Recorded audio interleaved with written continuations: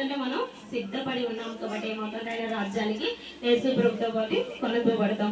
మనం సిద్ధపాటు లేకపోతే ఏమైందంటే ఆ 5 బుద్ధి లేని కన్యకల వల్లే మనం త్రోసివేయబడతాం. ఎక్కడికి మనకి డబ్బు బంగారం అయి కాదు, కానీ ప్రభా నా హృదయాన్ని నూనెతో నింపయ్యా, నా హృదయాన్ని నూనెతో మాత్రమే నింపు ప్రభా అని దేవుణ్ణి అడగాలి. నా హృదయం పరిశుద్ధంగా మాత్రమే నింపు ప్రభా, నా హృదయం నీతిగా మాత్రమే నింపు ప్రభా, నీకు ఇష్టంగా నన్ను చేయి ప్రభా అని మాత్రమే మనం అడగాలంట దేవుణ్ణి. అప్పుడు చెప్పాను కదా, కుష్ఠరోగి అంటున్నాడు, ప్రభా నీకు ఇష్టమైతే నన్ను శుద్ధినిగా చేయ అన్నప్పుడు దేవుడు అంటున్నాడు, నాకు ఇష్టమే నువ్వు శుద్ధుడవు కమ్మన్నట్టు ఇప్పుడు కూడా మనం అడగాలి దేవుణ్ణి ఏమనంటే, ప్రభా నన్ను నీతిగా బ్రతికించయ్యా, నీ కోసం యథార్థంగా నన్ను బ్రతికించు ప్రభా అని మనం ఏం అడగాలి, దేవుణ్ణి అడగాలి. దానియేలు గారు కూడా ఎలియాకు వ్యవస్థాపకుడు దానియేలు గారు కూడా లేవాలంట, దేవా ఒక్క రోజున నీ వల్ల నన్ను పరిశుద్ధంగా ఉంచేయాలని అడిగేవాడంట. ఏమనంటే ఒక్క రోజున నీ వల్ల నన్ను పరిశుద్ధంగా చేయి ప్రభా అని అడిగేవాడంట.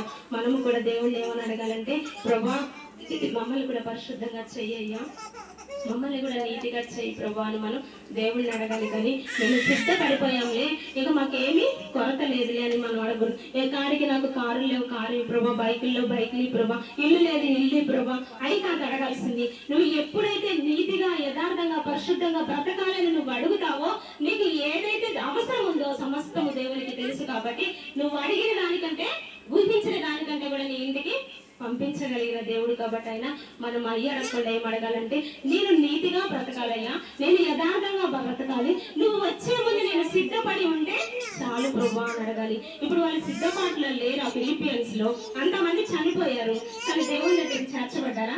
దేవుని దగ్గరికి వెళ్ళాలా? ఏ క్షణంలో వాళ్ళ ప్రాణం ఏ క్షణంలో మన ప్రాణం పోయిద్దో మనకు తెలియదు. కాబట్టి మనం ఏమై ఉండాలంటే సిద్ధపడి ఉండాలి. ఈ 5 కన్యకులు ఎవరితో వెళ్ళిపోయారు? దేవునితో కొనుక్కోబడ్డారు.